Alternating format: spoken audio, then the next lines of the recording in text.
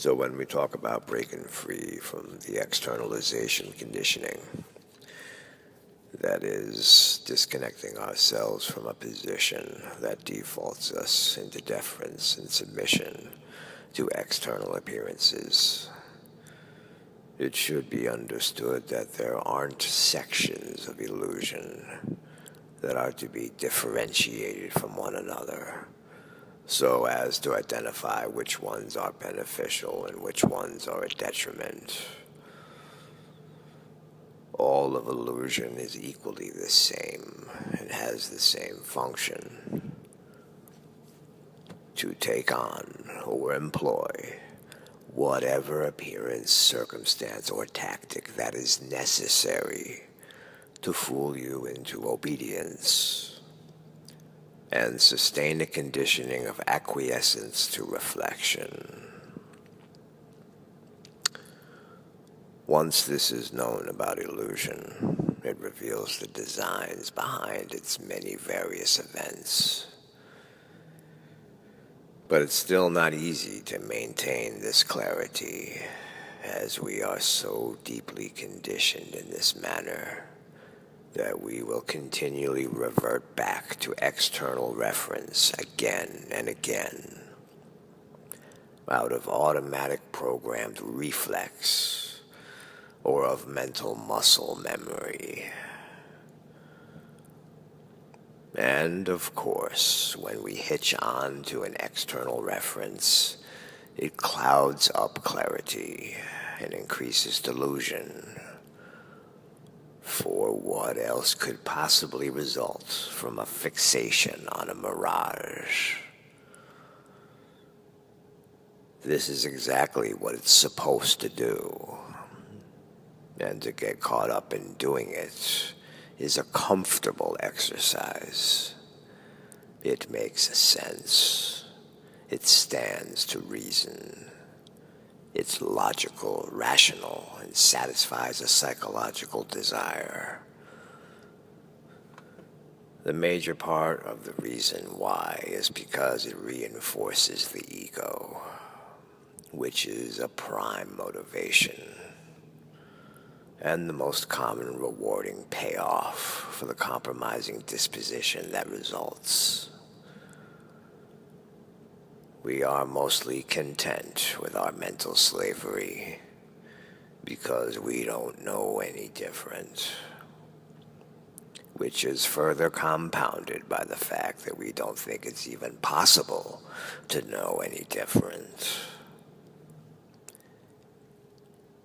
Yet dig that. We don't think it's even possible to know any different. And hey, if we are ever in doubt, we can always find abundant reasons, facts, or details that will quickly quell any doubts or skepticism. What? This man is beginning to question the nature of reality? Give that man a fact. Pacify him with a reason. Supplement his bid for freedom with a detail that will suffice to make him feel secure in his bondage. Now, I use that type of an illustration only perhaps to inspire some contemplation on the matter.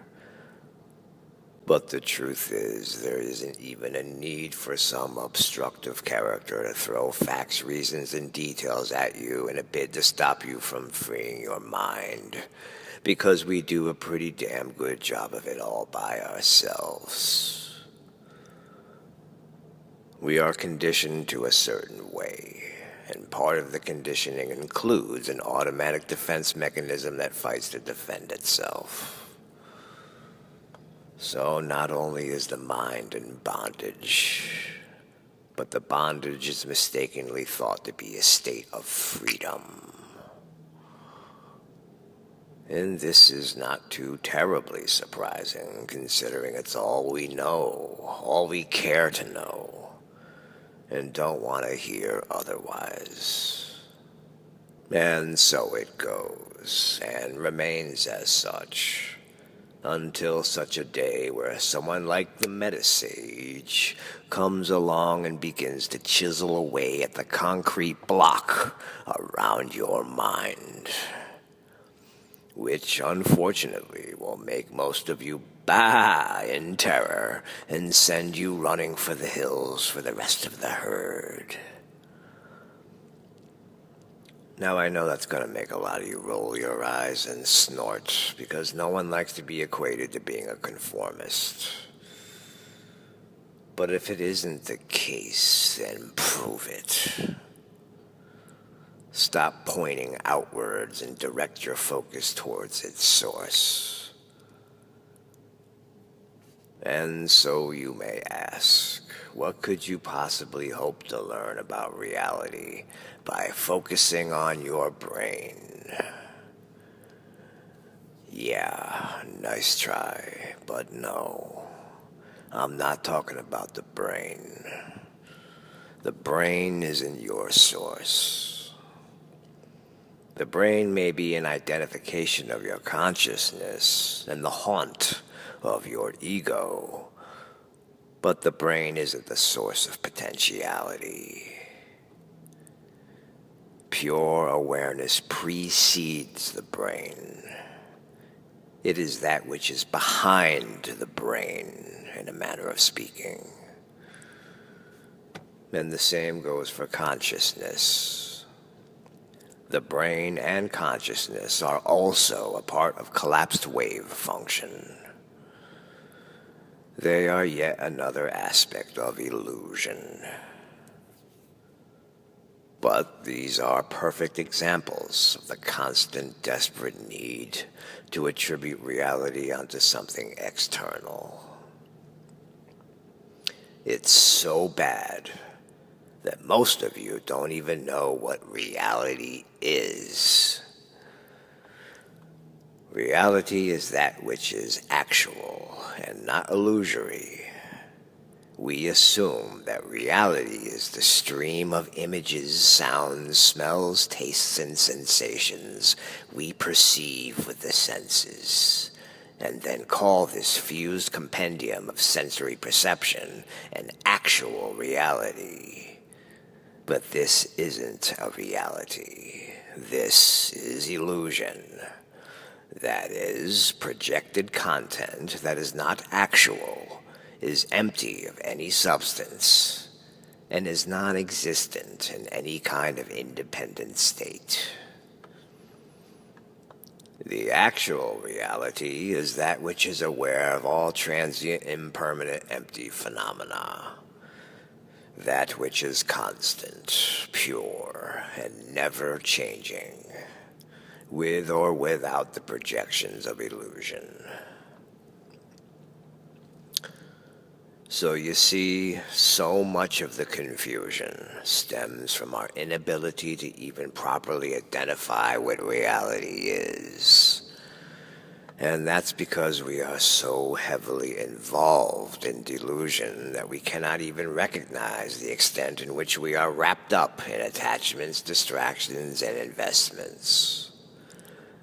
And breaking free from this conditioning is especially difficult because the way to discover the truth and arrive at true self-recognition isn't a matter of acquiring knowledge, which is an implication most people can't seem to even wrap their imprisoned minds around. Yes, I know that up until this point, you believed that finding out the truth would involve a lot of research, study, and material experiments. But all of these endeavors only serve to sustain your delusion and help to reinforce and increase your state of mental slavery. Unlearning is the key towards uncovering the truth. And yes, it does seem counterintuitive to seek to forget knowledge and reduce thinking.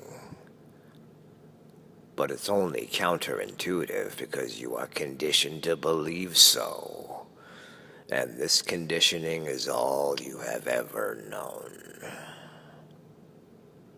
This is what propels us to reach out towards projected content for answers, the wrong place, which, just by doing so, puts the matter over the mind, disconnects us from knowing ourselves, thereby surrendering control to illusion.